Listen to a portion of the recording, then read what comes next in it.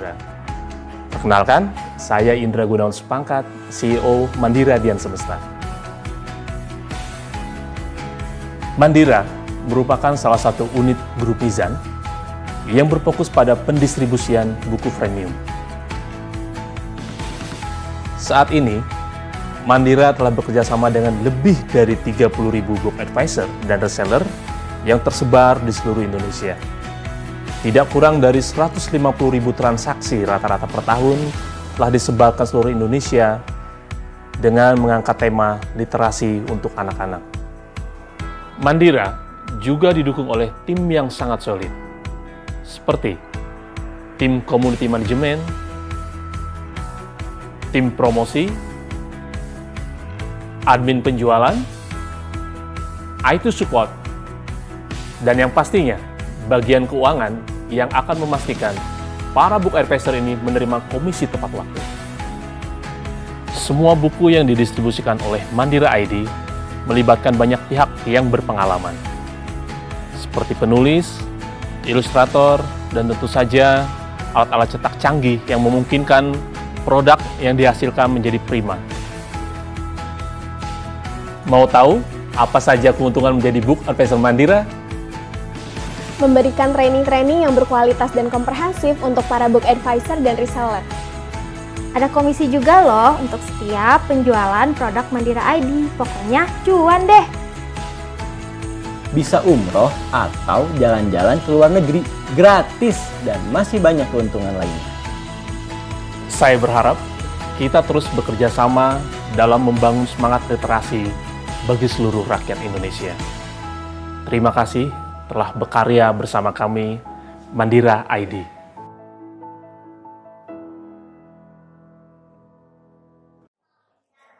Selamat pagi, terima kasih sebelumnya yang sekalian sudah ikut hadir di sini. Acara ini terselenggara juga tentunya dengan kerjasama pengurus Masjid Riyadus Shalihin Private Village dengan Mandira.id. Mandira.id adalah distributor produk paket buku anak-anak pendidikan untuk anak usia dini sampai usia menengah. Produk-produknya ada di depan. Kami merupakan bagian dari Mizan Publishing Group. Mizan Group yang menerbitkan sejumlah buku dengan topik-topik yang beragam. Saat ini kita sedang berada di sini, alhamdulillah bisa melaksanakan sejumlah kegiatan. Di atas ada lomba mewarnai untuk satunya, dan di sini insya Allah kita akan melaksanakan talk show sesi Islamic Parenting, menghadirkan Bapak Ahmad Daikuni yang sudah berada di tengah kita. Topik yang akan dibawakan kali ini adalah meneladani parenting Rasulullah membangun generasi berakhlak mulia. Pak Ahmad Daikuni tadi sudah secara singkat saya jelaskan, beliau adalah editor senior di Mizan Publishing Group yang membawakan produk buku-buku Islami, buku-buku sains anak, buku-buku anak-anak dengan tema pendidikan Islami sesuai dengan topiknya kali ini. Dan saat lagi kita akan mulai sesinya. Ini beberapa presentasi akan kita buka juga sesi tanya jawab. Silakan ayat bunga jika ingin berdiskusi dengan Pak Ahmad Daikuni memanfaatkan. Saya persilakan Pak Ahmad Daikuni untuk hadir. Silakan kita berikan aplaus untuk Pak Ahmad Daikuni. Secara singkat tadi sudah saya perkenalkan Pak Ahmad Daikuni ini sudah lebih dari 25 tahun ya berada di bidang editorial untuk produk-produk Islam. Sampai itu sebenarnya saya sambil mengatur sistemnya, sementara kita gantian dulu.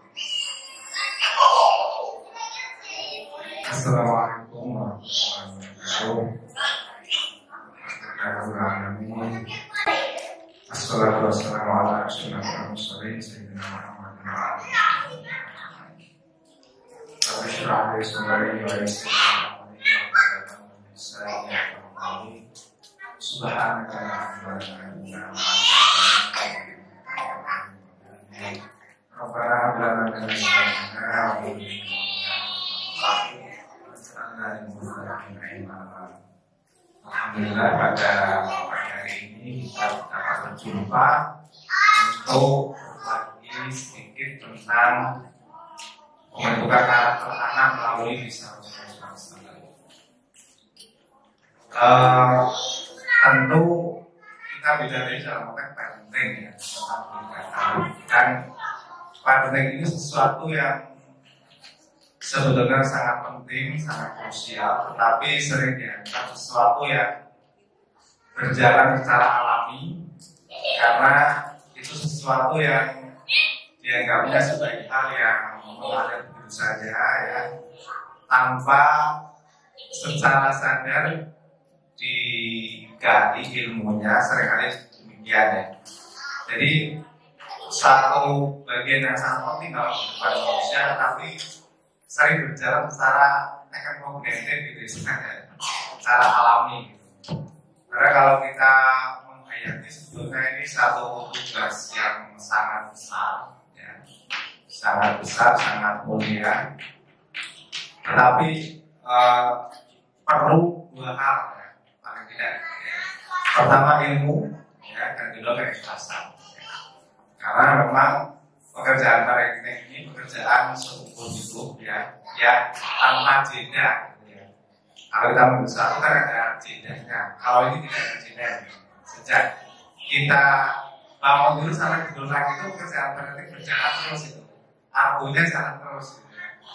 Karena itu sebenarnya satu pikiran yang luar biasa penting, sangat mulia, tetapi kita sering abai dalam hal mendalaminya ya, ilmu misalnya. Nah, tentu saya di sini tidak memposisikan diri sebagai seorang guru atau ustaz. Saya kira berbagi saja karena kalau dia itu profesor. Jadi saya kasih berbagi saja. Oke, next mungkin. Kalau kita lihat targetnya ada 3 klaster yang penting ya. Pertama mengenai bagaimana peran cerita dalam transfer karakter ya. Jadi ternyata manusia itu makhluk yang senang bercerita. Salah satu gejalanya itu apa? Kita sangat senang tahu cerita orang lain ya. Makanya kan kita sering stalking ya, apa status orang gitu ya. Kita senang film ya. Kita senang dalam tanda kutip juga kadang bergunjing, kadang ngomongin orang ya. Meskipun jelas itu yang menurut saya kita senang banget dengan cerita, senang banget dengan cerita ya. Itu sebabnya cerita menjadi salah satu cara yang dominan di Al-Quran untuk mentransfer nilai-nilai. Cerita itu sangat dominan.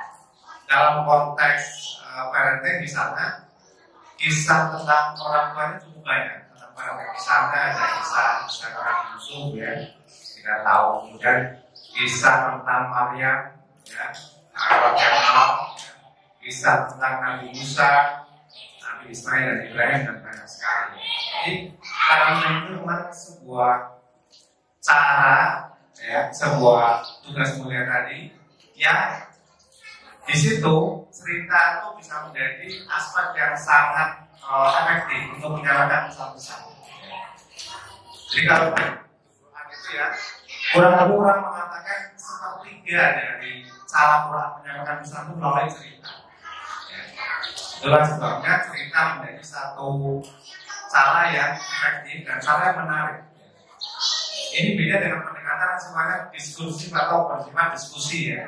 Kalau diskusi itu orang memposisikan diri secara biasanya berhadapan-hadapan ya. Artinya kita siap dengan argumen, counter-argumen gitu ya, dan seterusnya. Dan itu biasa sesuatu yang membuat kita lebih siapkan, lebih capek gitu ya. Tapi kalau terhadap cerita, orang itu sulit sekali untuk sebetulnya lebih halus untuk masuknya dari melalui cerita ini gitu. Karena memang cerita itu menggambarkan satu karakter melalui peristiwa yang manusiawi ya. Jadi tidak melalui satu abstraksi gitu. Dan melalui cerita itu kita bisa relate kepada kehidupan kita sendiri ya.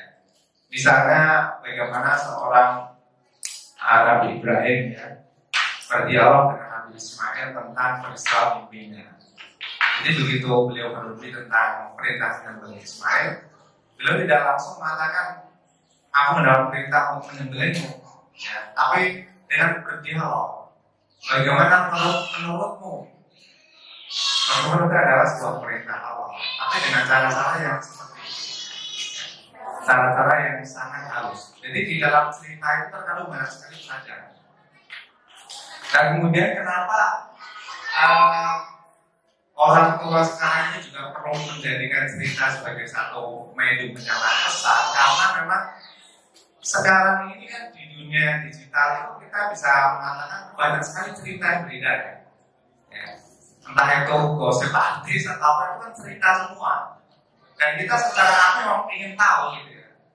Entah itu cerita yang tadi ceritakan atau cerita keberhasilan orang dan sebagainya. Kita tuh ingin tahu cerita perkembangan teman-teman kita sekarang lagi ngapain dan seterusnya. Kita tuh ingin tahu. Nah, alangkah baiknya kalau keinginan seperti itu tuh disalurkan untuk menyampaikan pesan-pesan. Jadi kalau orang tua tuh bisa menyampaikan pesan-pesan tentang akhlak mulia, tentang kebajikan yang lain-lain dengan cerita, itu akan lebih merasuk ke dalam memori dan kenangan.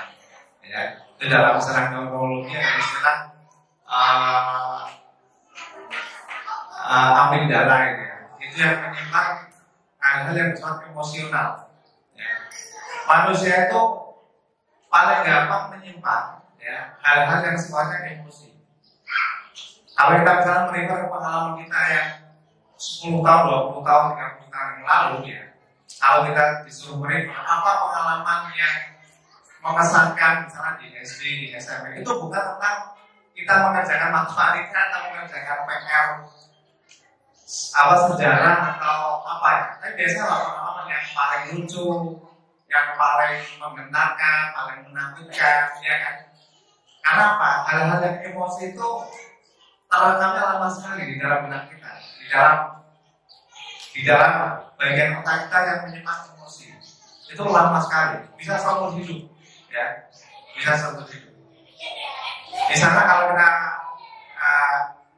ingat lagi ya, saya masih ingat bahkan cerita yang saya baca ketika saya umur 2 SD tentang apa? Tentang Kribi, tentang kerakusan. Ceritanya ada seekor anjing yang melintas sungai, dia sebetulnya sedang menggigit dagingnya. Dan begitu dia melintas jembatan kayu, dia ke bawah, dia lihat ada anjing lain yang juga menggigit daging itu. Dan karena terdorong oleh kerakusan, dia mencoba merebutnya. Karena dia masuk ke sungai dan dagingnya lenyap. Jadi itu pelajaran tentang kerakusan. Tapi pelajaran yang saya baca kelas 2 SD itu sampai sekarang bisa teringat. Maksud saya itu menunjukkan betapa kuatnya ya unsur cerita untuk menyampaikan pesan-pesan. Ya. Kita mungkin masih ingat apa yang disampaikan tadi oleh guru kita, oleh orang kita itu hal yang menyerap emosi, bukan yang menyerap kognitif. Kalau yang kognitif biasanya sudah banyak lupa, Tapi kalau yang emosi itu sulit sekali. Pengalaman-pengalaman kita mungkin diremehkan orang, ya, atau dipuji orang dan sebagainya yang membuat emosi kita itu teraktifkan, itu sulit sekali dilupakan. Karena itu menyampaikan pesan melalui pendekatan cerita, ya, itu akan memberikan bekas yang sangat lama, bahkan bisa seumur hidup. Nah ini, karena kita itu sebetulnya di dunia sekarang itu juga mengalami istilah kontestasi cerita. Ya, kita kan sekarang seperti itu kan, kita mengalami cerita-cerita yang saling beradu gitu, ya kan? Ada cerita tentang artis, cerita segala macam. Kita harus benar-benar cerita-cerita yang terbaik untuk mengendalikan atau menyampaikan pesan-pesan tentang moralitas dan nilai-nilai. Karena itu kalau kita menjadikan kisah Nabi, kisah Rasulullah sebagai sumber cerita kita, sebagai inspirasi bagi kita untuk menjadikan nilai-nilai, maka saya kira itu suatu cara yang paling baik ya, untuk menyampaikan pesan-pesan kepada anak-anak kita. Dan sebetulnya bukan hanya anak-anak. Rahasia penyampaian pesan lewat storytelling itu berlaku untuk seluruh manusia. Salah satu hal yang paling jago menyampaikan cerita itu ya dalam konteks bisnis misalnya, itu Steve Jobs. Pasti Pak, kalian tahu. Steve Jobs itu memang ya kita tahu Apple produknya bagus, tapi dia bukan sedang mendeliver produk dengan segala fiturnya. Dia ingin mendeliver Apple itu dengan satu pendekatan yang emosional, think different. Kalau Anda pakai Apple, Anda bukan yang menggunakan produk teknologi, tapi Anda menjadi lebih cerdas. Anda bisa berpikir secara berbeda. Jadi Apple itu selalu menggunakan pendekatan yang seperti itu, emosional. Untuk apa? Supaya orang mengenai produk itu bukan dari fitur, tapi dari satu apa? Tentang identitas diri bahkan. Jadi orang kadang-kadang kalau mengenai Apple tuh kayak semacam Apple nih, beda dari sama Lenovo misalnya. Hanya untuk menunjukkan bahwa dia itu bisa menunjukkan, memasukkan aspek emosi dalam produk. Nah, sementara teknologi gitu ya. Sama kalau misalnya orang mengatakan kenapa orang senang banget Harley Davidson, padahal secara teknologi kalah sama Yamaha, Honda dan sebagainya. Terbukti dalam racing MotoGP kan nggak naik Harley Davidson kan. Tapi di dalam produk itu kenapa Harley bisa memasukkan unsur apa? Petualangan, ya kan? Kalau dari track lainnya kan tentang petualangan, tentang kehidupan yang merdeka, tentang berkemah, kemudian makan bersama dengan unggun. Jadi membangun satu suasana kan. Nah ini kita perlu sekali. Bagaimana kita membangun kisah-kisah nilai-nilai itu melalui cara yang paling efektif untuk masuk dalam hati, di dalam pengalaman. Jadi kalau anak-anak itu bicara soal nilai-nilai, itu bukan karena pendekatan doktriner, pendekatan kepatuhan, ya. Pendekatan harus wajib, ya. Kadang-kadang kan kita secara tidak sadar menggunakan pendekatan itu kan, ketika melakukan penanaman moral kepada anak. Ini wajib, ini dilarang. Memang betul.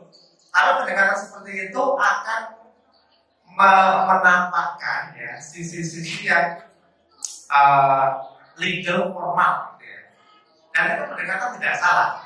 Tapi bukan pendekatan satu-satunya, dan mungkin bukan pendekatan paling efektif dan paling masuk dalam hati dalam konteks penanaman nilai. Sebab apa? Penanaman nilai itu sesuatu yang tidak bisa instan, tidak bisa.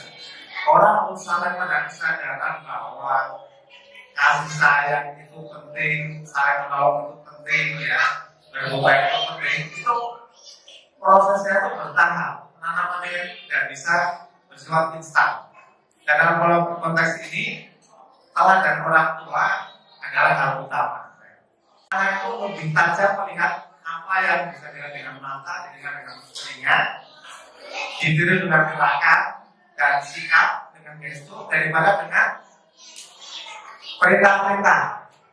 Jadi kalau kita mengatakan, ayo cepat sholat, perintah itu betul, tapi nada yang ditangkap oleh pikiran dan perasaan berbeda. Dalam arti apa? Dia melihat gesturnya, suasananya, tone atau nada bicara itu, wah ini kayaknya galak gitu ya.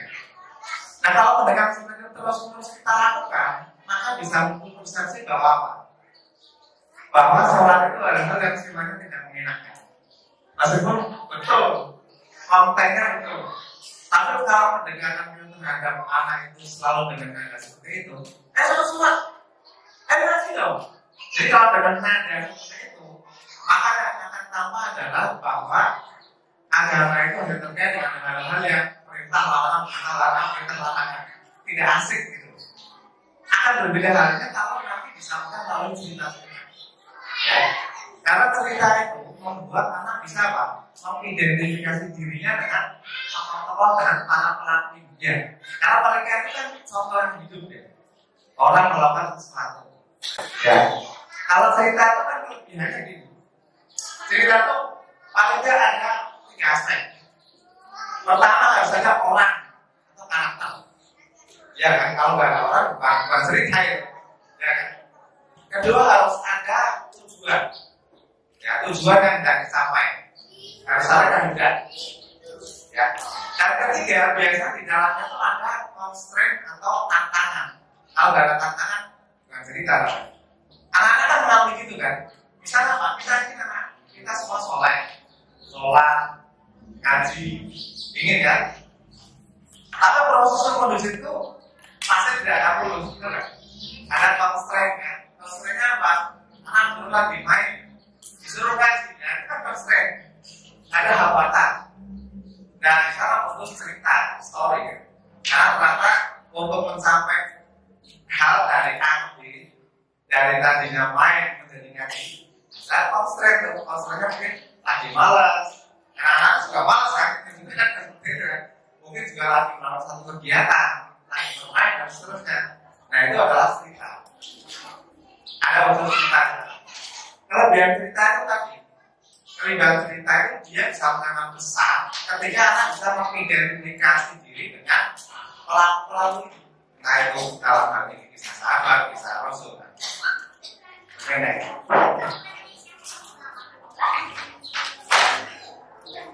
Nah ini tentang Rasulullah sendiri. Gambar tentang Rasulullah itu harus ditunjukkan secara tepat. Karena kadang-kadang paham ya, kalau kita membela sirah nabi, yang banyak sekali muncul itu kisah-kisah apa sih?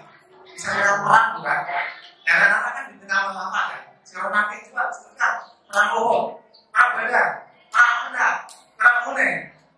Anak-anak menghafal tuh siapa dengan siapa, siap kepada di mana. Tidak salah, tidak salah. Karena sejarah itu biasanya hanya menggambarkan satu big picture atau peristiwa-peristiwa yang besar saja. Tetapi kalau kita melihat sejarah dengan gambaran tentang peperangan, maka bisa betul anggap bahwa Nabi itu orang seperti betul kan? Sama kayak cara ini loh, kita ingin mengenal sejarah Indonesia. Sejarah Indonesia itu kalau kita baca secara garis besar, ya akan adalah perang. Nah itu dulu sebelum di antara para kerajaan, setelah kemerdekaan juga ada perang revolusi, ya, dan seterusnya. Jadi gambaran itu perlu digeser kepada ya saripati dari karakter Nabi itu wa innaka la'ala khuluqin adzim, dan sungguh kau benar-benar di atas akhlak yang azim, yang agung. Itu karakter utama. Bayangkan ya, kalau Allah mau menguji Rasulnya dengan demikian hebat, Allah memuji hebat. Ini adalah karakter utama tadi. Khuluqin adzim, akhlak yang agung. Begitu pun ini ya, wa ma arsalnaka illa rahmatan lil alamin. Sungguh tidaklah engkau diutus ya Rasul kecuali menjadi rahmat bagi manusia. Jadi kata kunci, sosok kunci dari Nabi adalah rahmat kasih sayang, akhlak yang agung. Dan semua yang lain itu turunan dari sini. Semua yang lain. Ini akan memudahkan anak nanti mempersepsi Nabi. Sama misalnya kayak gini. Saya kasih gambaran yang lebih real. Misalnya gini, bayangkan kalau institusi keluarga itu dibayangkan sebagai lembaga dengan segala aturan. Nah, kita ini organisasi namanya keluarga. Kita punya aturan. Satu, kamu pagi-pagi harus bangun. Kedua, jadi semua ada pasal-pasalnya. Semua itu didetailkan. Kalau terjadi konflik, apa yang harus kita lakukan? Pertama, misalnya dari gambarannya. Jadi keluarga dibayangkan sebagai institusi yang penuh dengan pasal-pasal hukum. Kira-kira apa yang kita? Gak asik kan? Gak asik kan? Dan memang munculnya keluarga pasti bukan karena masalah hukum. Meskipun hukum itu adalah syarat, sebenarnya pasti lah syarat ya. Kalau kita menikah tanpa hukum ya itu jelas salah jelas. Tapi sebetulnya motif sesungguhnya dari keluarga itu bukan soal hukum. Hukum itu adalah keniscayaan yang menyertainya. Tetapi apa? Kasih sayang bukan? Kasih sayang itu kata kunci dari berkeluarga. Artinya kalau kita berkeluarga, kita pasti tidak akan membicarakan hal itu secara dengan pendekatan hukum pada anak-anak kita, kepada istri kita. Meskipun di dalam diterapkan hukum-hukum dan aturan, tetapi adalah cara kita mendalilkan kasih sayang. Itu kan beda pendekatannya. Hukum adalah hanya mekanisme atau cara kita mendalilkan kasih sayang. Itu beda sekali. Sama beda kalau kita melihat sesuatu sebagai dengan pendekatan hukum. Ya, jadi hukum hanya satu mekanisme supaya kasih sayang itu terekspresikan dengan baik, gitu ya. Itu akan berbeda. Jadi hukum dasar berkeluarga itu adalah apa? Kasih sayang. Bahwa ada aturan itu adalah hal-hal yang memfasilitasi dan menjadikan kasih sayang itu dimungkinkan berjalan. Ya. Itu adalah seperti itu. Akan berbeda dengan pendekatan korporasi. Korporasi tidak hanya menjadikan apa? kasih sayang sebagai landasan pertama. Sebab apa? Orientasi korporasi itu profit, misalnya ya. Maka kalau di sana ada interaksi yang lain-lain, itu hanya mekanisme profit. Itu menurut saya. Jadi keluarga ini sesuatu kelembagaan yang dilandasi dengan kasih sayang sebagai titik awal dan titik akhir, dan yang menjiwai prosesnya. Itu penting sekali. Makanya ketika kita membayangkan nanti harus seperti itu. Kemudian sifat yang lain dikatakan lafaz ya Rasul bin Rasul Aziz alaihi wa'alaikum harisun alaikum bil mu'minin. Jadi memang Rasul disifati sekarang dengan hal yang sangat mengenai kebaikan, ya, sangat mengenai kebaikan. Ya.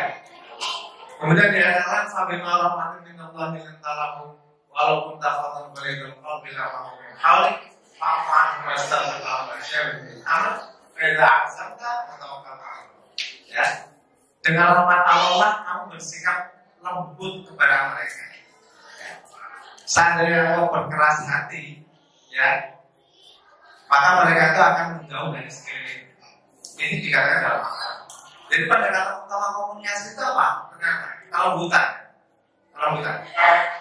Karena kalau Nabi bersikap kasar, maka orang-orang itu akan menjauh. Bahkan lebih dasar lagi, mintalah ampun bagi mereka dan istighfar bagi mereka. Ya, jadi menurut saya ternyata pendekatan komunikasi utama yang dalam Quran itu pendekatan kelembutan. Kita akan melihat lagi kalau perintah yang sama disampaikan oleh Allah kepada Nabi Musa ketika menghadap kepada Fir'aun. Ya, di sana dikatakan apa? Qaulan layyinan, katakanlah dengan kata-kata yang lembut. Ini perintah Allah kepada Nabi Musa ketika hendak menjumpai Fir'aun berdakwah.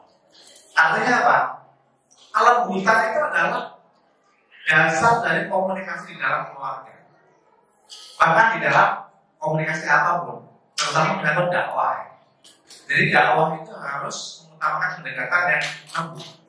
Karena dikatakan oleh Al-Quran ini, seandainya engkau Rasul berkeras hati dengan pendekatan yang keras, mereka akan menjauh dari itu.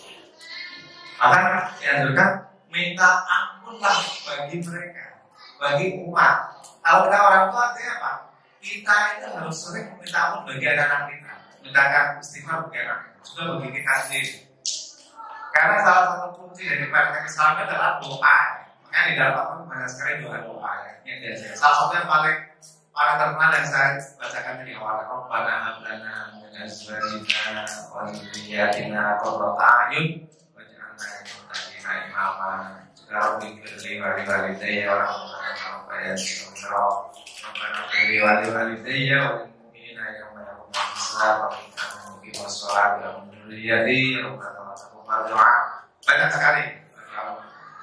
Jadi ini tadi ya. Nah, karena dengan sesuatu itu maka lafaz kana lakum fi Rasulillah uswatun hasanah. Di dalam diri Rasul terdapat teladan yang hasanah, cara tindakan baik. Ini juga salah satu prinsip parenting ya, yaitu apa? Orang tua harus menjadi teladan bagi anak-anak. Ini yang sulit. Sulitnya kenapa? Kita sendiri punya banyak kelemahan, baik sebagai kita sebagai suami, sebagai orang tua maupun istri kita.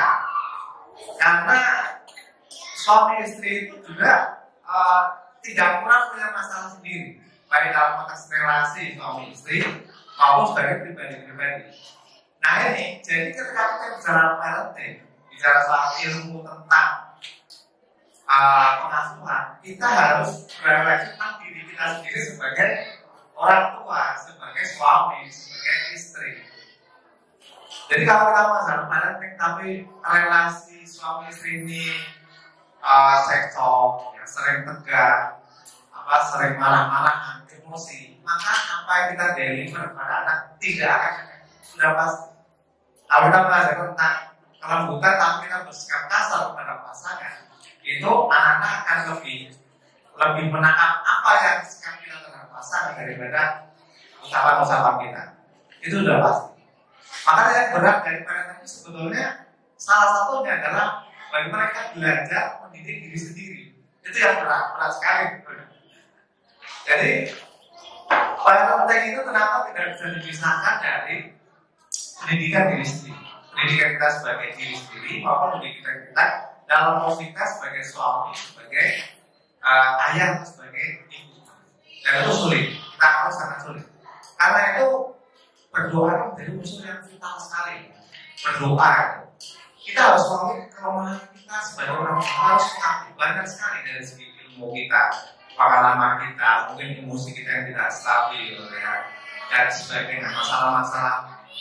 Kemudian masalah di luar, ya, masalah di kantor, di mana yang kita bawa ke rumah dan sebagainya. Maka berdoa kepada Allah itu menjadi keniscayaan mutlak lah gitu ya. Para nabi juga berdoa kalau konteks parenting ya.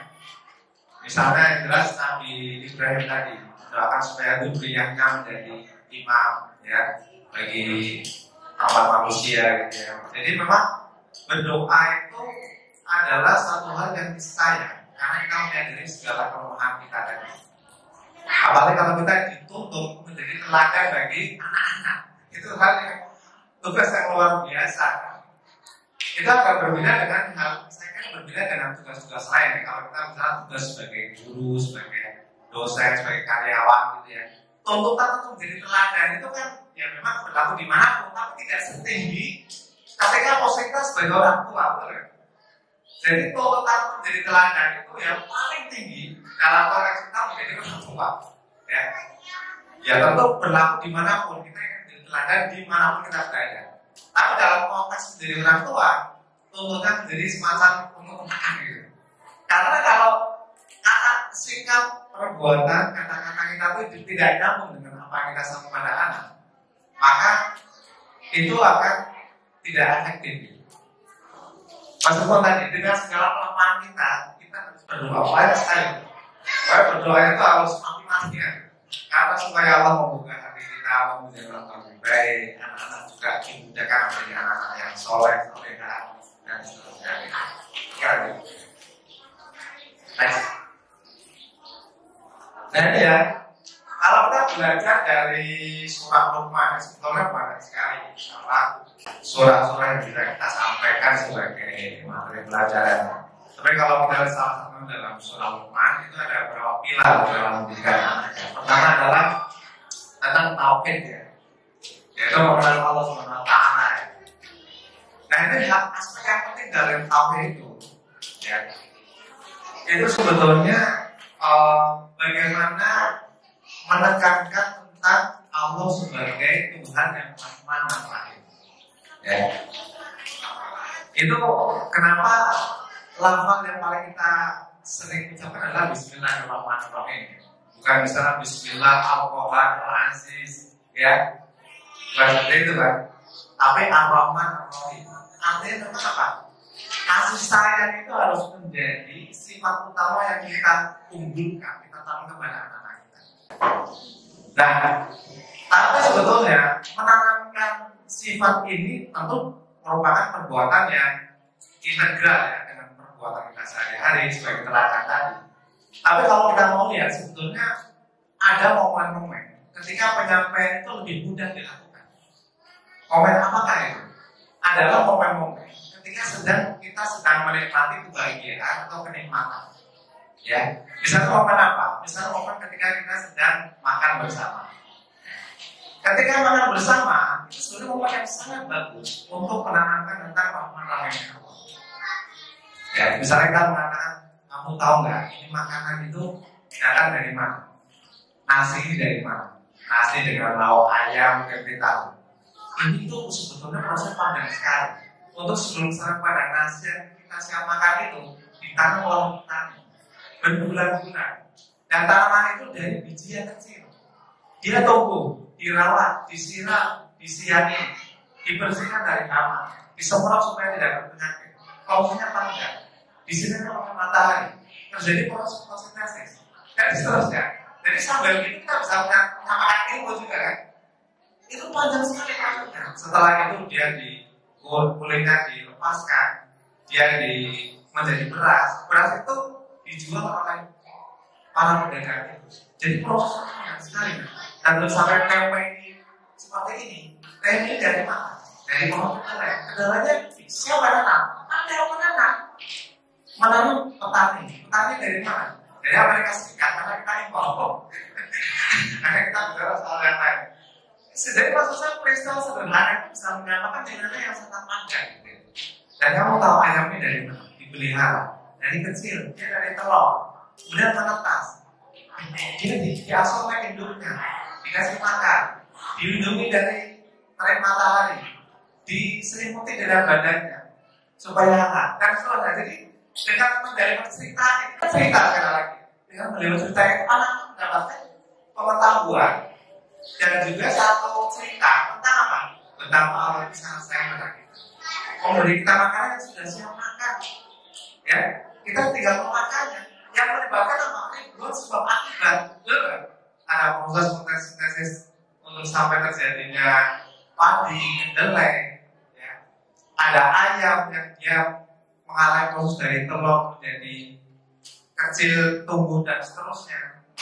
Jadi ternyata apa? Apa kita lihat sebagai makan ini? Prosesnya itu panjang sekali. Kasih sayang Allah itu sudah melewati banyak proses gitu.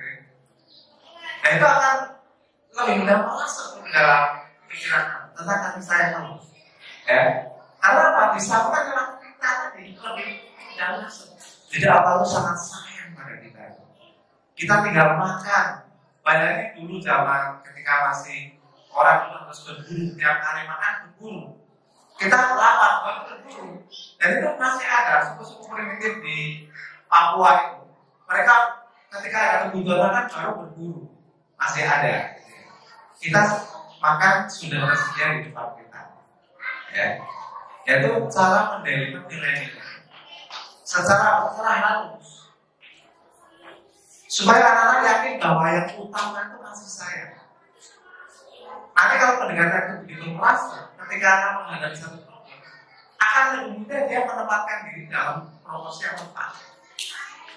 Sama kayak misalnya anak itu karena satu hal, dia harus ke dokter. Dan kalau ke dokter mungkin dia harus kadang-kadang mengalami giginya harus dicopot. Tapi karena itu di antara orang tua yang yakin bahwa orang tua itu pasti sayang, maka betapa dia mengalami proses menyakitkan, yaitu dengan giginya dicabut, anak itu percaya, benar kan? Percaya bahwa pasti ibu itu akan melakukan saya dengan cara yang paling baik, yang paling sayang. Karena apa? Ada trust. Gitu. Kalau anak sudah sampai pada tahu bahwa Allah yakin Allah itu maha sayang, tumbuh trust, maka akan mudah ketika dia menghadapi kesulitan. Bahwa kesulitan itu bagian dari kasih sayang Allah. Ini proses seperti ini tidak mudah melakukan seperti ini. Karena kadang orang dewasa pun masih struggle dengan hal seperti ini kan.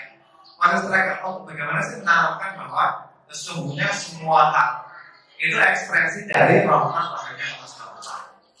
Itu proses yang panjang untuk sampai pada kita meyakini dengan 1000%, seyakin-yakinnya apapun yang saya alami itu pada ujungnya adalah ekspresi dari kasih Allah SWT. Ya. Makanya ada satu doa, alhamdulillah ya anak kulli hal, segala wujud bagi Allah atas segala peristiwa. Bayangnya ala kulli hal tidak bisa. Kita itu harus memuji Allah. Sebenarnya kalau tak harus, bahkan nanti sudah menjadi satu refleks. Dan dalam segala situasi, dalam segala kondisi. Nah, ini kaitan dengan karakter ya. Karakter itu sesuatu yang karakter itu sesuatu yang intrinsik dari karakter itu apa? Adalah refleks, ya, spontanitas. Spontanitas itu tidak memikir. Ya. Jadi kalau orang itu sudah pada tahap sesuatu itu menjadi karakter, maka perbuatannya itu tidak mikir banyak lagi. Misalnya orang itu senang menolong atau murah hati ya. Maka ketika ada satu permintaan dia itu nggak banyak mikir lagi, langsung saja. Tapi lain dengan orang yang prosesnya itu baru tahap belajar untuk membentuk karakter. Dia bisa mikirnya nggak panjang. Misalnya kalau nolong masih bentar, Ini sebenarnya saya mau ngasih kan sudah kayaknya 3 bulan lagi akan ada calon tempo, misalnya gitu. Jadi kalkulasinya itu kompleks sekali gitu ya. Kenapa? Dan kalau kita terlalu kalkulatif dalam hal melakukan perbuatan baik, ya itu jangan berharap menjadi karakter. Akan sangat panjang prosesnya. Untuk sampai pada tahap bahwa kita menginternalisasi sifat penolong di dalam diri kita, itu harus sampai tahap tidak banyak mikir, karena sudah menjadi karakter. Karakter itu cirinya refleks, spontan. Tapi spontanitas pada diri manusia berbeda dengan spontanitas pada alam. Lalu saya gini, kalau api itu panas, panasnya itu bukan karena proses belajar, tapi karena apa? Memang karakter intrinsik natural dari api itu berarti, betul kan? Tapi kalau manusia, prosesnya itu tidak natural. Tapi apa? Internalisasi nilai-nilai. Dan itu tidak bisa berjalan instan. Ya, berjalan secara lambat, secara halus.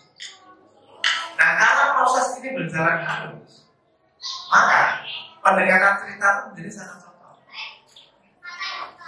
Kalau kita melakukan pendekatan perintah dan larangan, boleh jadi anak melakukan, atau boleh jadi sangat sulit yang menjadi satu refleks di dalam batin.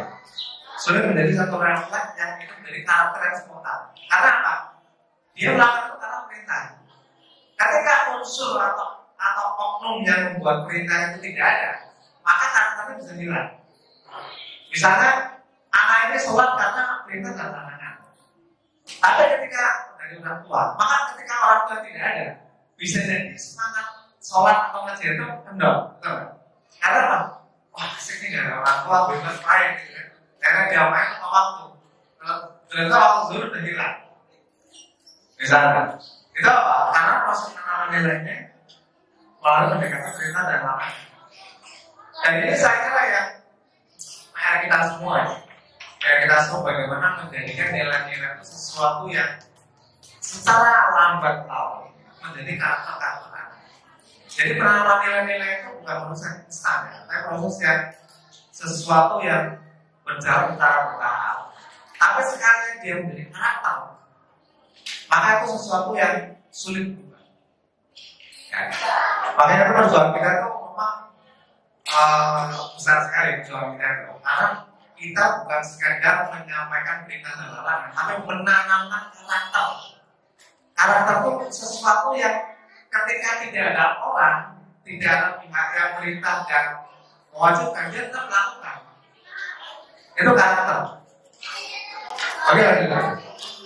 Next. Nah, kemudian ya setelah tahu ya, tadi kalau anak-anak itu sudah sampai tertanam karakter bahwa Allah itu baik, Allah itu maha sayang, itu dia akan lebih mudah mengikat nilai-nilai. Karena Allah sayang, maka Allah ya memberi kita panca indera yang lengkap untuk melihat alam semesta. Ya, jadi akhirnya muncul kedekatan kepada Allah, rasa dekat. Ya. Jadi kalau kebaikan rasanya kalau bicara kepada anak dengan cara yang tadi melalui cerita-cerita yang merasuk, melalui percakapan sehari-hari di meja makan, melalui ketika kita duduk bersama sambil mungkin di tepi sungai atau di tepi danau atau di mana, itu akan merasuk. Maka nilai-nilai atau perintah-perintah agama itu menjadi sesuatu yang lebih mudah disampaikan. Karena sebenarnya dalam benarnya bahwa Allah itu maha baik, Allah itu maha sayang. Sama dengan kita orang tua ya. Kalau pendekatan kita itu sangat menekan kasih sayang, maka kita akan mendapati bahwa perintah itu dari orang tua ujungnya kebaikan. Benar kan? Karena sudah yakin orang tua itu yakin banget sayang sama aku, sampai sayang banget. Maka ada perintah dari ayah itu pasti itu ujungnya kebaikan, ujungnya baik. Tidak mungkin ayah ibu itu membawa aku kepada bukan kepada yang jahat, kepada yang rusak, mungkin. Dan itu kan sekali kasih sayang orang tua itu tertanam di dalam diri anak, yakin bahwa orang tua itu sayang banget sama aku. Apapun yang datang dari orang tua itu akan dibersatu sebagai hal yang membawa kepada kebaikan, kepada keindahan, kepada kemajuan dan seterusnya. Nah, termasuk tadi ya, sholat, akhlak dan seterusnya. Itu tadi, kalau misalnya ini menanamkan sholat, kita kan paling mudah mendekatnya dengan pendekatan kewajiban. Nah, kenapa mungkin udah wajib aja?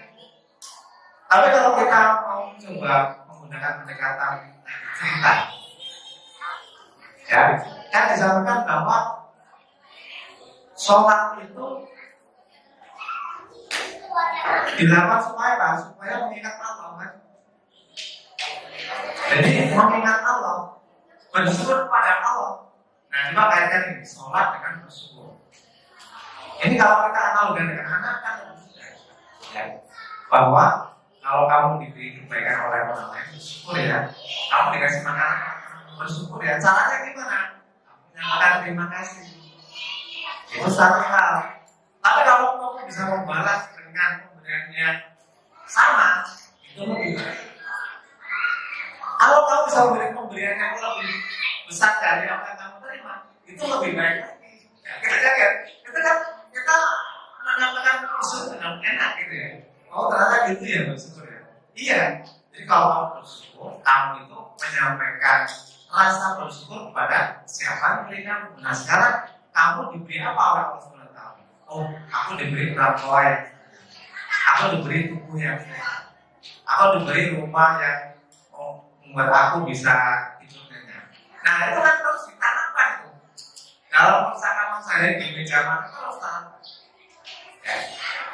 Bahwa sholat itu adalah cara kita bersyukur kepada Allah. Cara kita berterima kasih kepada Allah yang sudah memberi banyak sekali nikmat. Gitu ya. Nah itu akan membuat anak lebih apa? Merasa oh sholat itu cara bersyukur ya, gitu ya. Jadi kalau kita pendekatan itu pendekatan kewajibannya masuk, tapi ada aspek yang dia benar-benar diterima. Oh sholat cara aku mengingat kebaikan Allah, gitu kan? Cara aku bersyukur dan berterima kasih kepada Allah yang telah memberi aku banyak sekali kenikmatan. Nah itu ya. Makanya di dalam surah ini kita ditekankan 3 hal ya.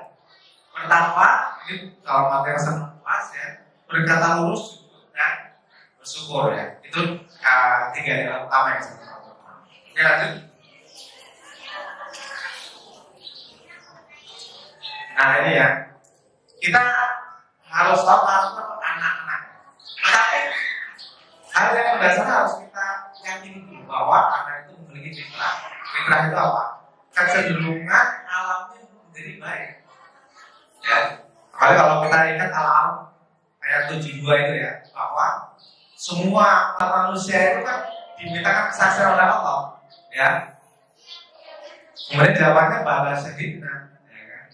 Jadi semua jiwa-jiwa manusia itu sungguhnya pernah menyaksikan tentang Allah sebagai Roh itu di dalam alam sana. Ya. Dan karena itu kita harus yakini bahwa anak itu punya modal dasarnya itu positif, yaitu apa? Fitrah. Karena ada keyakinan yang mengatakan manusia itu modal dasarnya apa? Negatif, minus, yaitu apa? Dosa. Manusia itu berdosa karena itu butuh juru selamat di sana. Itu kan modal awal kan sudah negatif. Minus gitu kan, ya apa dosa. Kalau Islam enggak, modal awalnya itu adalah fitrah. Setiap manusia itu modal fitrah. Karena itu, kalau kita mau sebut pilot ini sebagai satu tugas, maka tugas itu harus dilunasi dengan apa? Rasa syukur bahwa anak itu adalah anugerah dari Allah SWT. Jangan dianggap sebatas sebagai beban. Kalau sebatas sebagai beban atau kewajiban, maka yang terasa adalah hal-hal yang tidak mengenakan. Ada problem ini, nakal, problem sekolah dan seterusnya, banyak sekali ya. Tapi nilai defaultnya, nilai dasarnya adalah apa? Anugerah. Karena anugerah itu respon kita adalah syukur kalau dalam anugerah, betul kan? Tapi kalau nilai dasarnya problem, respon kita itu apa? Solusi. Challenge gitu akan berbeda, ya.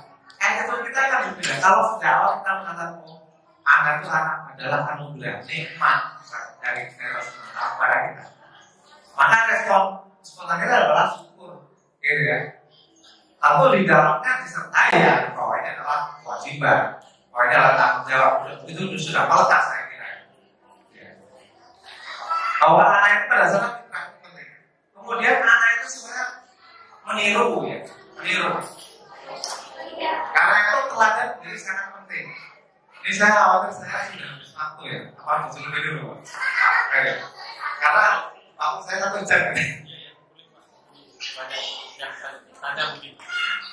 Oke, saya mungkin sedikit lagi aja. Dan yang penting itu setiap anak punya karakter yang khas. Ya. Jadi nggak perlu dipaksakan anak itu semua harus sama. Kalau kita tahu memang intelligence itu mengatakan bahwa setiap anak punya kecenderungan, kekhasan yang unik gitu. Setiap anak itu unik. Tidak ada 2 anak yang sama. Tidak ada. Setiap anak. Karena itu kita tentu harus merangsang seluruh kemampuan yang ada. Tapi nanti pada saatnya kita akan mengenal bahwa anak itu punya kecenderungan, kemampuan dan kemauan yang khas. Itu tidak perlu kita paksakan. Jadi kalau anak itu punya kecenderungan khas itu salah satu cirinya. Dia punya energi yang nggak habis-habis untuk mengeksplorasi satu hal. Biasanya kan gitu. Ini kok anak itu kalau ngulik musik kok nggak kenal waktu ya. Atau kalau misalnya mereka anak yang pakai coding, main coding asik banget ya. Biasanya kalau anak sudah punya kecenderungan potensi itu mengarahkan lebih mudah. Ya, karena sudah punya potensi. Tapi kalau anak itu tidak punya potensi, salah satu cirinya apa? Belajar di bidang sulit sekali gitu, sulit banget gitu. Jadi kalau anak punya potensi dengan tidak itu salah satu cirinya. Dengan durasi yang sama, itu sulit sekali. Yang ini lambat sekali. Jadi makanya kita perlu memberi rangsang pada semua jenis kemampuan dan kecerdasan. Nanti akan tambah, oh ini tuh karakternya begini. Artinya bahwa ini adalah karakter yang menjadi anak sangat besar, indah, menaungi, gitu ya. Ini tipe leader, tipenya leader. Dia harus di-challenge dengan aktivitas yang mungkin bersifat lebih publik, gitu ya. Kayak apa? Tapi dalam itu ini karakternya itu seperti melatih yang indah kan, wangi. Jadi ini lebih kayak apa? Estetika. Oh ini vokal ada estetika. Makanya dia harus ketemu dengan seorang yang hebat. Ya. Ini nanti saya sering bawa banyak kali. Karena apa? Ini mulai muncul nih kepekaan estetik dia ini luar biasa. Ini harus yang. Coba gini, sekarang kita identifikasi bukan berarti potensi lain dimatikan bukan. Cuma kita sudah tahu bahwa kalau kita memberikan porsi yang besar pada hal ini, dia akan membutuhkan. Gitu. Karena karakter seperti ini itu sangat khas. Sama kayak misalnya kita tahu kaktus itu adalah tanaman gulung. Maka kalau Anda perlakukan sama dengan misalnya melati, itu dia akan beda. Misalnya Anda tiap hari kasih air pada kaktus, maka sama gitu. Kenapa? Dia kan tidak tanaman gulung. Jadi siram cukup 3 hari sekali. Tapi kalau melati Anda tidak siram tiap hari, dia bisa mati. Kenapa? Dia butuh air lagi. Kayak gitu ya. Sama dengan anak-anak kita, anak-anak itu punya keunikan kekhasan. Yang perlakuan kita itu harus unik. Semua anak 5 anak. Satu lebih satu itu akan memiliki keunikan sendiri-sendiri. Tidak perlu dipaksa. Saya kira saya ini saja. Ini beberapa saya sampaikan ini ada manfaatnya. Sekadar berbagi. Lagi saya bukan sebagai seorang guru atau saat di sini. Saya hanya berbagi apa yang saya ketahui atas kerja saya. Ya, assalamualaikum warahmatullahi wabarakatuh. Waalaikumsalam. Terima kasih Pak. Menarik sekali beberapa insight dan hal yang tadi disampaikan kaitannya dengan pendidikan anak, kaitannya dengan pengajaran akhlak, terkait dengan pengalaman dari kisah-kisah Rasulullah dan kisah Al-Quran dan umumnya. Jika ada pertanyaan atau memberikan ingin berkonsultasi misalnya apa yang dialami di apa yang kalian tentang anak bagi sini silakan. Ada yang akan bertanya atau berdiskusikan sesuatu? Ada door prize dari Mandira.id bagi 3 penanya pertama. Acara sampai silakan. Saya agak terikat dengan kabel.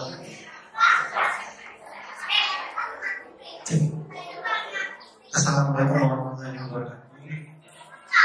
Saya minta Pak Ustadz Tawamuddin. Mungkin saya ada pertanyaan. Pertama, dalam memilih anak itu kan kita pasti akan menemui event-event ya, di mana mungkin akan melakukan yang keluar kesalahan, mungkin ya hal yang melenceng. Nah, salah satu tugas orang tua kan akhirnya kan tadi membentuk karakter itu ya, menanamkan nilai. Jadi ketika anak melakukan satu kesalahan, saya rasa perlu kita menegur dan memberikan pengarahan yang baik seperti apa. Nah, mungkin yang jadi pertanyaan saya adalah bagaimana cara kita menegur anak yang tepat. Apakah ada perbedaan ketika kita menegur anak perempuan dan laki-laki, ataupun anak usia sekian dan usia sekian, bagaimana cara menegur yang baik seperti itu? Mungkin itu pertanyaan. Terima kasih. Oke, baik, terima kasih Pak Firsa. Ada penangan dari Mandira. Iya. Waduh, pertanyaan berat nih. Yang jelas tadi ya, anak-anak itu harus didekati dengan cara sangat personal, sesuai dengan tahap perkembangan anak. Jadi kalau secara mudah itu orang biasanya membagi ada fase 0 sampai 7 itu adalah ketika anak-anak itu sebagai raja dalam konteks itu, sebagai raja. Sebagai raja itu artinya kita itu banyak sebagai fasilitator anak, ya, sebagai fasilitator. Karena anak pada saat itu kan belum punya kemampuan berpikir mandiri, ya. Jadi kita fasilitator dia, termasuk pada soal nilai-nilai. Jadi dalam konteks seperti itu memang kita dipahami sebagai peniruan pada awal, peniruan. Makanya kalau kita memiliki khazanah cerita yang kaya, itu akan kemudian kita mencapai mulai cerita, gitu ya. Coba kita baca cerita ini, gitu ya. Nah di sini kan kelihatan nih kalau kita tuh nggak boleh sombong. Karena kalau sombong, kamu nggak ceritain balapan antara kura-kura dan kelinci, gitu kan? Misalnya gitu kan? Kita malah kelinci sangat sombong, yakin bahwa dia akan menang. Gitu. Ternyata dalam perjalanannya karena dia terlalu menang, dia terlena kan, dia istirahat terlalu lama, akhirnya dibalap sama kura-kura tetap menangnya, itu kan? Kita bisa mengajarkan nilainya tentang apa? Tentang kesombongan, gitu kan? Tentang bahwa setiap orang itu sebetulnya punya karakter sendiri, gitu ya. Nah, memang tidak ada satu pendekatan yang tunggal. Ya. Ada hal-hal yang seperti mencari tugas bahwa ini tidak boleh. Gitu ya. Kadang-kadang anak juga belum tahu aturan, nggak apa-apa. Misalkan, tidak boleh ya kalau misalnya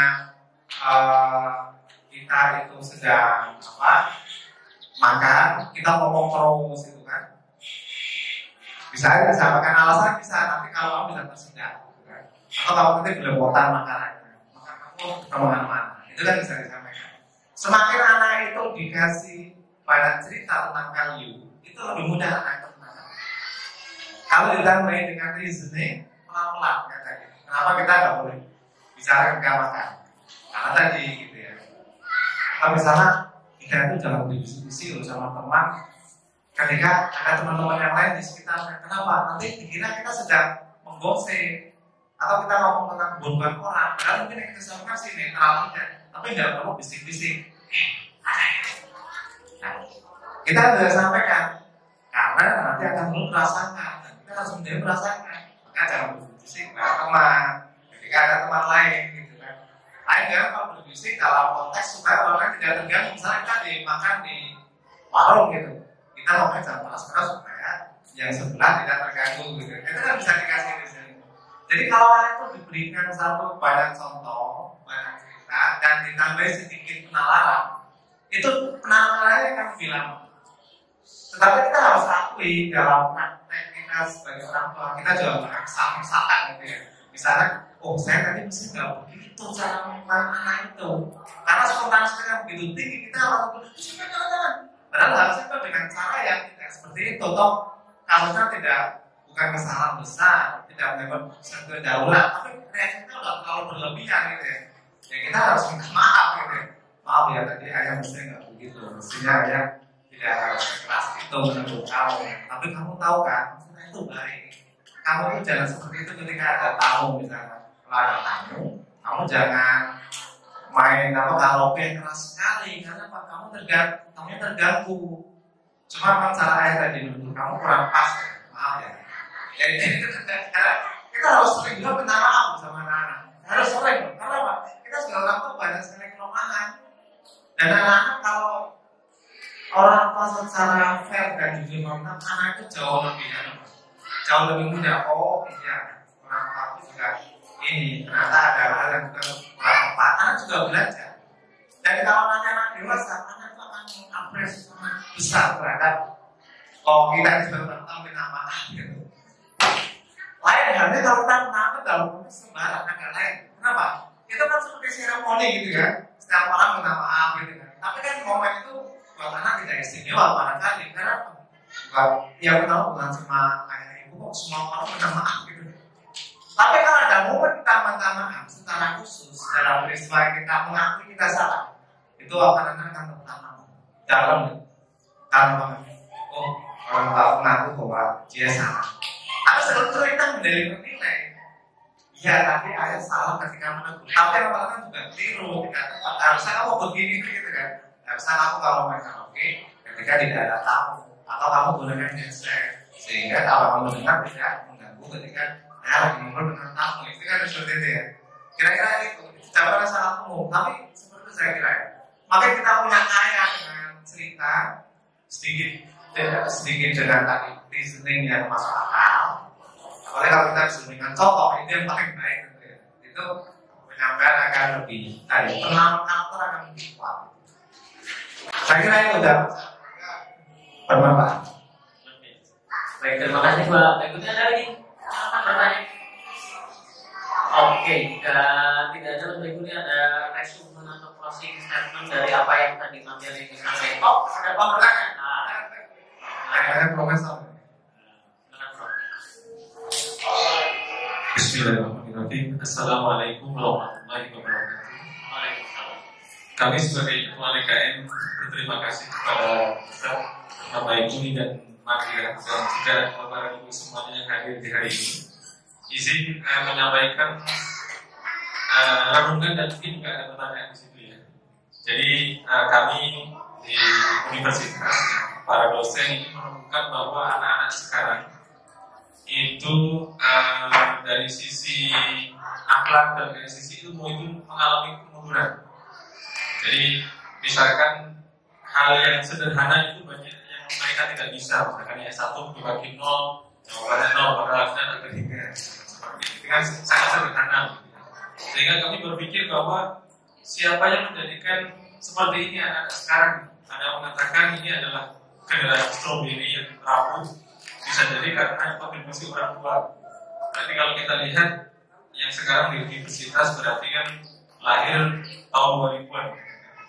Berarti kan orang-orang di zaman seperti kita mungkin orang tuanya. Nah ini dari Ustaz mungkin apakah ada dari kisah atau dari Rasulullah ini pendidikan seperti apa zaman seperti sekarang? Ada yang mengatakan begini juga sih, ini bukan dari Rasulullah, tapi yang berpendapat bahwa biasanya kalau orang tua menderita nanti anaknya sukses, karena dia dari kesulitan hidup dan sebagainya. Tapi kalau orang tua sukses, biasanya anaknya nanti tidak sukses karena terbiasa dengan kemewahan dan sebagainya. Apakah itu selalu berbalik seperti itu, atau bisakah kita orang tuanya sukses, anaknya juga sukses? Jadi tidak harus tidak sukses dulu agar anaknya sukses. Ada yang berpendapat seperti itu bahwa itu akan berulang terus.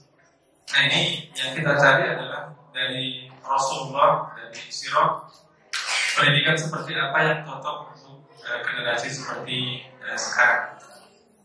Terima kasih. Assalamualaikum warahmatullahi wabarakatuh. Waalaikumsalam. Sebenarnya Prof ada pandangan dari Ini pertanyaan sulit.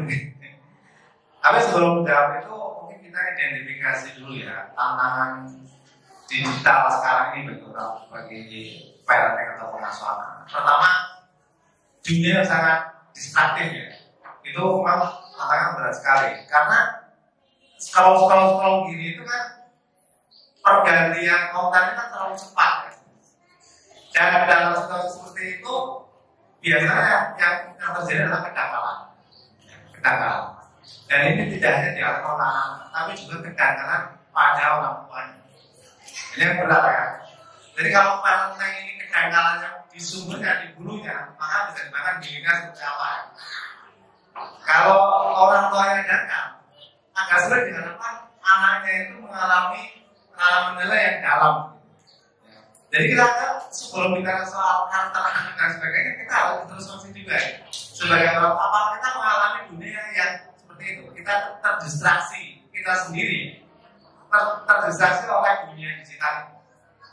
Kedua kan fragmented reality. Kita melihat realitas sebagai faktor-faktor yang terpecah-pecah. Ya. Karena tadi faktor distraksi yang luar biasa. Akhirnya kita mengalami dunia ini sebagai pengalaman yang terpecah-pecah. Beda dengan kita dulu di kampung masih kecil ya. Dunia itu sederhana gitu. Dan waktu itu berjalan dengan lebih linear ya. Bahwa nanti, kalau pagi sekolah, sore di madrasah, maghrib ke masjid, habis maghrib ngaji, kan gitu kan. Habis bisa main sedikit, jam 11 sudah tidur, pagi begitulah. Jadi dunia yang sangat teratur gitu ya. Kalau sekarang itu distraksinya luar biasa sekali ya. Gitu ya. Kemudian dalam situasi seperti ini, maka yang menonjol, konten yang menonjol di internet adalah yang viral. Dan tahu nggak apa yang hanya viral? Viral itu harus yang the most biasanya. The most itu bisa dalam konteks apa saja. Misalnya kalau itu orang paling pintar bisa segera viral. Gitu. Yang paling kaya viral. Tapi juga jangan salah, viral itu bisa pada ekstrim yang negatif. Betul. Dan ini yang orang-orang bisa sangat merusak. Jadi bisa dari kejahatan yang sangat ekstrim, bisa dari seksual yang sangat ekstrim, bisa dari banyak sekali sesuatu yang pada itu yang namanya ekstrim sekali gitu. Nah ini hal yang menurut saya tantangannya sangat besar ya. Karena orang itu mencari tadi popularitas, viral, dengan mengorbankan banyak sekali hal, nilai-nilai, adab dan sebagainya. Karena viral itu nanti ujungnya adalah monetisasi, influence, gitu kan? Yang ditanda dengan like, comment, share dan seterusnya. Akhirnya dalam situasi seperti ini orang yang penting ngepop dulu. Kalau udah ngetop, aku bisa monetisasi, segala macam. Aku jadi bintang iklan, aku jadi influencer dalam pemilu, aku bisa get voter, mencari suara. Jadi itu ujungnya mau kemana kalau situasi masyarakatnya dibawa ke seperti ini gitu, ya. Nah itu adalah refleksi yang lebih luas lagi ya. Nah dalam situasi seperti ini, apa yang mau kita tanamkan kepada anak-anak ini benar sekali sebetulnya. Ya, makanya saya kembali kepada yang sangat asasi ya. Itu pertama ya, kita harus berdoa. Dan satu ya, itu ini saya kira urgensi kita jauh lebih daripada ketika zaman orang kita dulu, karena alamnya kan serba teratur ya. Di sebelah agak statis gitu kan, linear, bisa ditebak gitu kan. Dan jadwal dari pagi sampai malam bisa ditebak, lingkungan masih terbatas. Kalau sekarang kita sudah sangat sulit, kita nggak mungkin menanamkan memasang CCTV di mana atau menanamkan chip di otak sebagai tahu gerakan anak. Jadi tidak mungkin. Jadi akhirnya apa yang paling utama kan berdoa, kedua teladan. Itu juga mau nggak mau kan teladan ya. Kalau nggak ada teladan memang sangat sulit gitu menerapkan nilai-nilai apapun. Kita mau ngomong apapun kalau kita sendiri nggak jadi teladan, ya susah ya. Dan saya kira ketiga itu adalah istilahnya yang satuan spiritual kayak keikhlasan, ya. Keikhlasan hati itu penting sekali. Karena kalau kita amal apapun kan kalau nggak ada ilmu dan tidak ada ikhlas kan bisa hancur kan. Jadi pertama kita harus ikhlas bahwa tugas kita adalah karunia sekaligus tanggung jawab. Harus punya ilmu kalau apapun tanpa ilmu amal itu akan tertolak. Gitu. Dan juga didasari oleh satu kesadaran bahwa kita harus berdoa. Saya kira itu hal yang pentingnya pengetahuan itu harus ya. Jadi kita jangan merasa karena itu hal yang otomatis gitu. Kadang-kadang gitu kan udah otomatis aja lah. Yang penting anak udah mau sekolah dan sebagainya. Padahal tantangan di zaman sekarang seperti bahkan tadi luar biasa. Anak-anak sekarang itu betul cenderung nggak tahu ada. Itu mama dosennya Pak, saya ada ujian dari Senin, Bapak bisa nggak? Kan aneh. Pak, saya betul. Saya misalnya hari Senin tuh, siapa yang saya atau kamu gitu. Karena nggak tahu ada, bahkan tidak menyapa. Sebenarnya kalau anak itu diajarkan ada komunikasi, itu kan menyapa dengan nama. Bapak Khairul, saya menyebut nama. Pak, saya tahun ini Pak Rizwan, ini teknologi anak 2017. Saya ada perlu begini. Apa Bapak ada waktu untuk ditemui? Saya perlu bicara soalnya ada cerita soal ini. Karena saya tidak punya. Pak, saya bicara hari Senin. Apa Bapak bisa? Pak, kita ketemunya di kafe itu ya, di depan kampus. Kita beri waktu, beri tempat. Karena mereka nggak tahu ada. Karena apa yang tadi pengakuan langsung dari dia.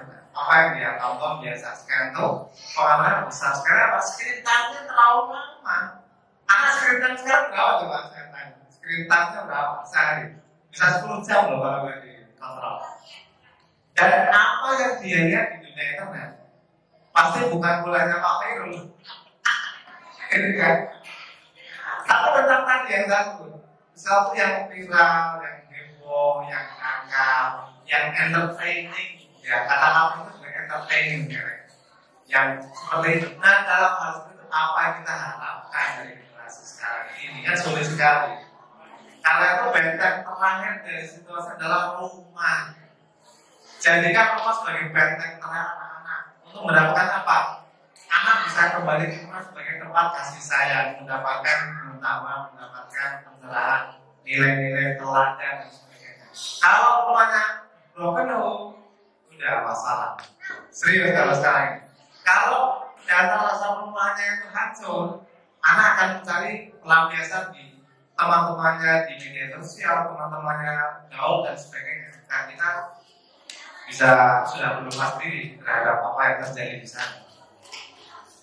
Jadi rumah itu benteng terakhir. Pertahanan moral kita, pertahanan intelektual kita, spiritual kita. Benteng terakhir. Kalau ini rumah gagal menjadi tempat yang aman, nyaman, tempat anak bisa menumbuhkan segala bahkan kesah ya, menumbuhkan potensi, curhat dan sebagainya di dalam rumah. Karena mau masalah ini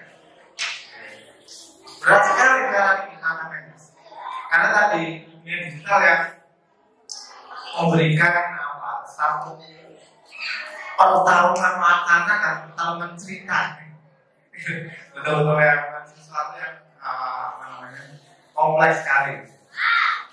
Saya kira itu jawabannya. Jelas jawabannya tidak sederhana, tapi kita harus tadi belajar ilmunya, harus belajar sedikit keikhlasan, rasa syukur kita bahwa anak itu sebuah karunia, dan berdoa terus.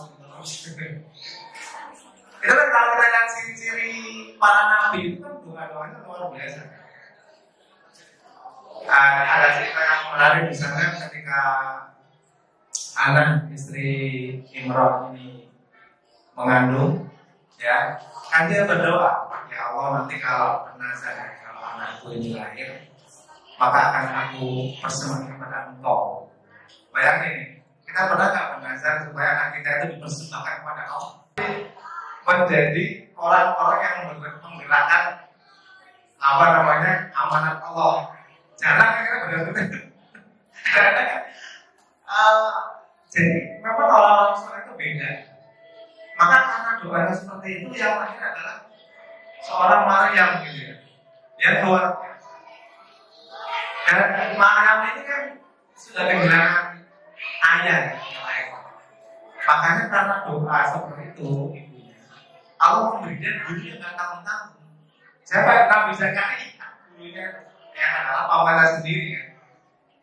Jadi pertama dalam mendidik itu kita harus punya satu niatan.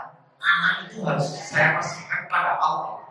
Dan arti yang menjadi, kalau dalam bahasa Arabnya menjadi orang yang bertakwa lah gitu ya. Karena kalau kita memang sudah benar, itu Allah akan memberikan guru-guru dalam kehidupan dia. Sosoknya memang bukan seorang Nabi Zakaria gitu. Tapi orang-orang baik yang akan membimbing pertumbuhan dia. Mungkin guru-guru dia di madrasah, guru-guru dia di SD, di SMP, di SMA. Dia akan menemukan orang-orang baik yang membuat anak ini lebih mudah tumbuh sifat-sifat baiknya gitu loh. Kan gitu kan, kita sering mendapati gitu ya. Kita beruntung, saya beruntung sekolah di sini. Saya ketemu guru yang inspiratif dalam melakukan nilai-nilai pentingnya kejujuran kita. Kan ada guru kita, nah kita itu berdoa supaya anak kita menemukan sosok-sosok seperti Zakaria itu juga yang tepat gitu. Di sekolahnya, di lingkungannya, di pergaulannya, dan seterusnya. Nanti kalau sudah memberi Zakaria, itu akan lebih mudah pertumbuhan. Dan kalau sudah seperti Maryam, itu rezeki akan datang dari kehidupan tadi. Itu kan sama Nabi Zakaria. Dari mana munculnya makanan ini? Ini katanya dari Allah Subhanahu Wa Taala. Metafor kita adalah kalau kita itu sudah betul-betul menyerahkan anak ini kepada Allah, ya Allah berilah yang di jalanmu, gitu ya. Maka akan insya Allah akan datang guru-guru, termasuk kita sendiri. Orang tua sebagai guru dia, tapi di dalam masa hidupnya akan untuk guru. Tidak harus untuk guru, tapi mungkin temannya sendiri. Bahkan mungkin ketemu orang di jalan, bahkan mungkin saudara dan sebagainya, yang ternyata bisa mentransfer value kehidupan itu melalui peristiwa yang dialami dalam kehidupannya. Dan kemudian setelah Nabi Zakaria itu menjadi pembimbing itu, beliau kan berdoa kepada Allah, ya Allah, ambilkanlah kepada anak, karena beliau sudah sangat tua dan istrinya mandul. Istrinya sudah tua dan mandul lagi kan. Tetapi dan beliau mengatakan, ya Allah, Engkau sudah memberi begitu keselamatan kepada seorang Maryam yang aku didik gitu ya. Dengan masalah ini berilah aku terang gitu ya. Dan itu juga satu pelajaran. Kalau kita mengenai sesuatu, berbuat baik tak dulu. Kalau kita punya hajat sesuatu, kita menginisiasi dulu perbuatan baik itu. Dengan apa? Bisa dengan bersedekah, memberi, menolong orang, apapun yang bisa kita bayangkan. Karena itu adalah wasilah untuk datangnya pertolongan Allah. Dan bangga Allah bisa berlipat-lipat dari apa yang kita beri. Salah satu ciri dari orang tua yang soleh itu adalah orang soleh ini baik hati.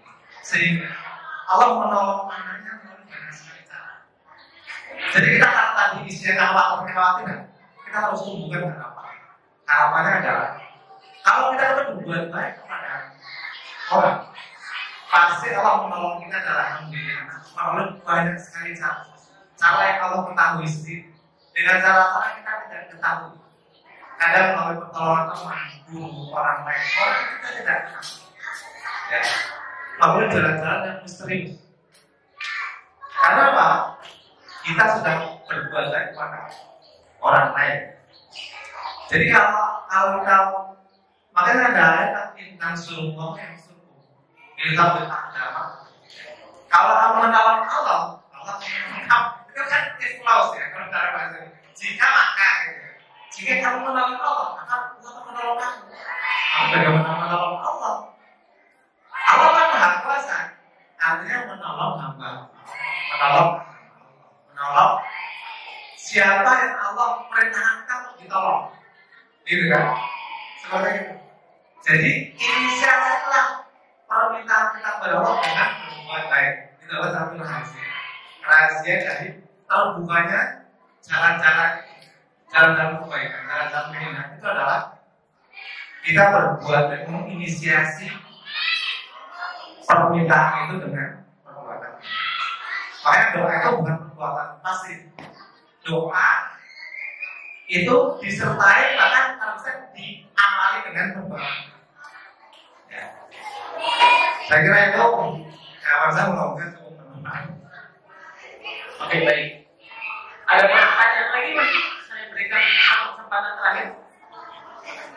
Sepertinya silakan untuk respon dan penutup. Oke, saya kira kita tutup dengan doa saja seperti saya sampaikan tadi bahwa doa ini saya kira senjata kita yang utama, yang pertama dan terakhir ya. Jadi kita jangan mengira bahwa upaya ikhtiar kita itu memadai dalam hal ini, jangan pernah mengira seperti itu. Kita harus merasa bahwa kita itu doain, kita itu lemah, kita itu tidak punya apapun. La haula wala quwwata illa billah. Maka kita harus banyak sekali berdoa. Kita harus menyadari bahwa kita itu untuk dalam hal ini kita itu tidak akan pernah cukup. Resource kita tidak akan pernah cukup meskipun kita kaya raya punya banyak uang. Itu sama sekali tidak akan cukup.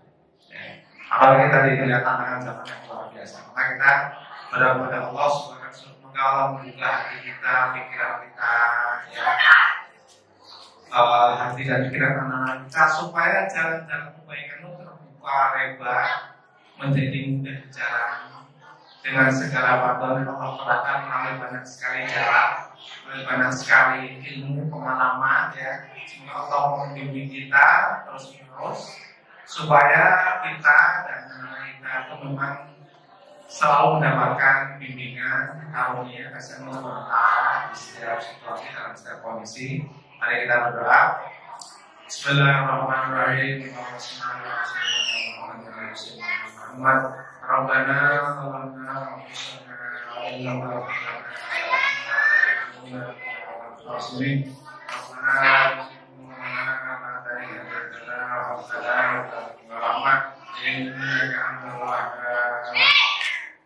Rabbana lana wa ikhwanina alladhina sabaquna wa la taj'al fi qulubina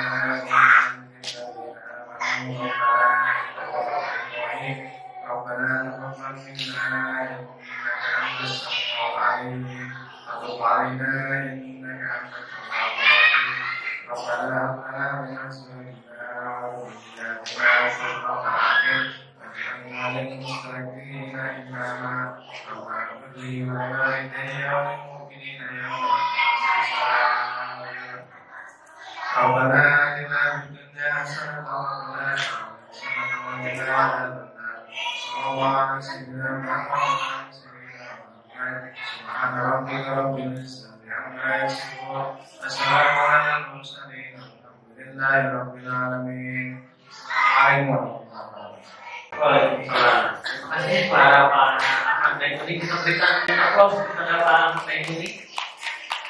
Dan sebagai salah satu penyelenggara acara kita kali ini dari Mandira.id akan ada perkenalan dan pemaparan program apa itu Mandira.id dan institusi yang menangani program pendidikan anak di Provinsi akan dibawakan oleh Kak Nura. Tapi sebelumnya ada pertanyaan lewat dulu ya.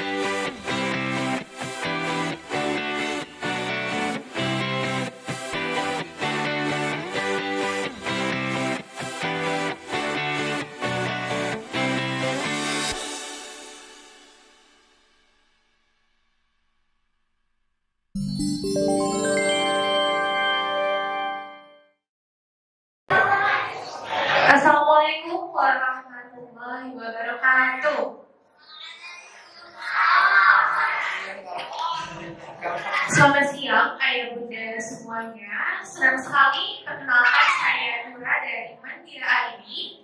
Bisa menyapa ayah bunda yang ada di sini. Oke, tadi barusan ngebahas tentang parenting ya bersama Pak Ahmad Baikuni. Nah selanjutnya Kak Nura ingin menceritakan sedikit mengenai Mandira ID.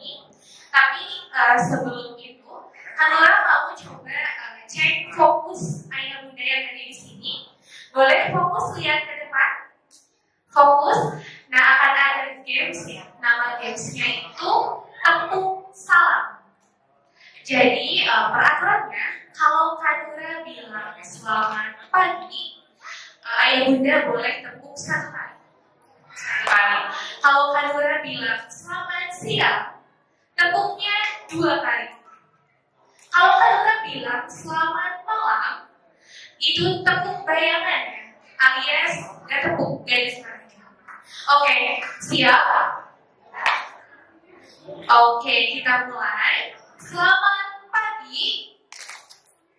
Selamat pagi. Selamat siang. Selamat pagi. Selamat malam. Malam gak tepuk ya, fokus lagi. Selamat pagi. Selamat siang. Selamat malam. Selamat malam. Selamat pagi. Selamat malam. Oke, tepuk tangan untuk kita semuanya.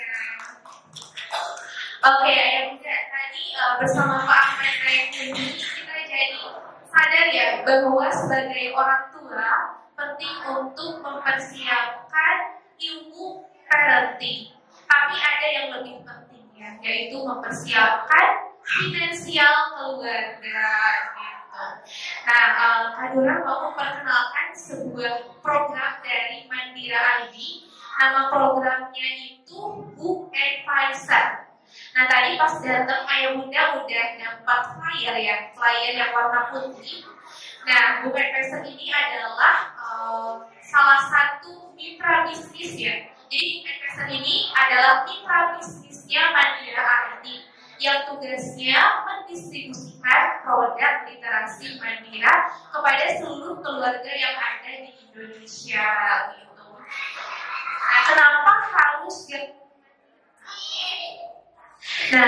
ayah bunda bakal dapat banyak benefit ya jika bergabung Book Advisor Mandira. Bisa juga dilihat di flyer. Nah, salah satu benefitnya akan dapat komisi penjualan 22%. Kemudian cara bergabung Book Advisor ini gratis ya, alias tanpa modal gitu, bisa langsung join. Cara joinnya itu ayah bunda tinggal scan barcode yang ada di flyer. Scan aja yang ada di flyer, nanti akan diarahkan ke customer service Mandira.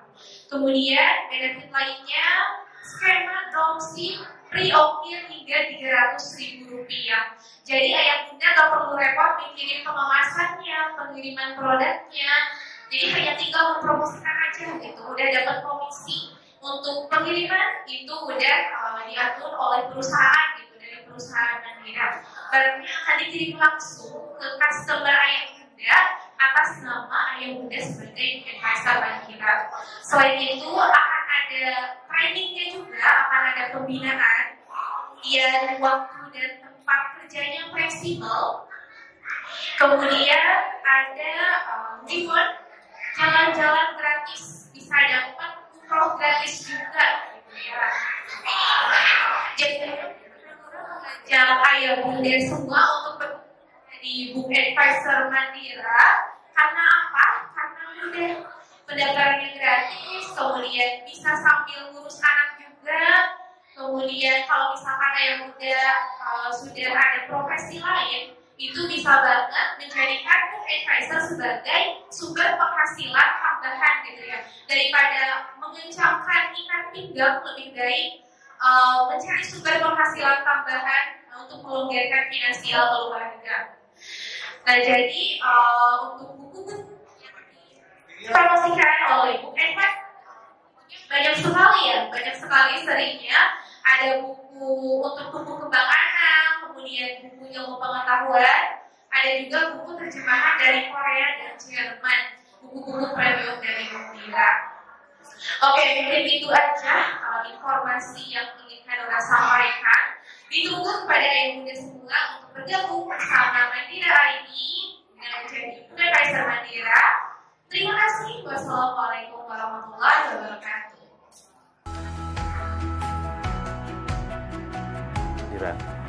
Perkenalkan, saya Indra Gunawan Supangkat, CEO Mandira Dian Semesta.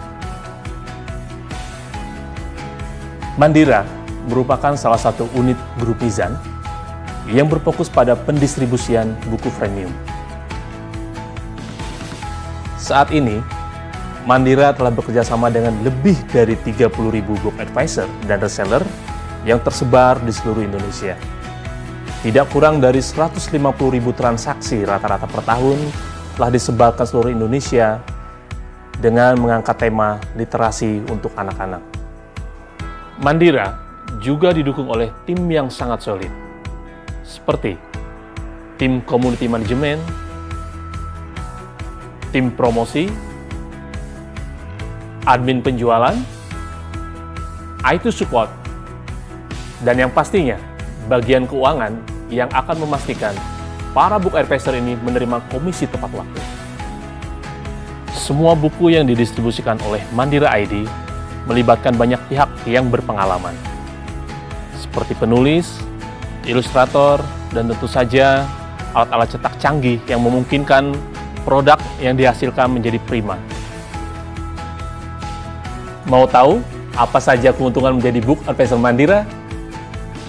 Memberikan training-training yang berkualitas dan komprehensif untuk para book advisor dan reseller. Ada komisi juga loh untuk setiap penjualan produk Mandira ID. Pokoknya cuan deh.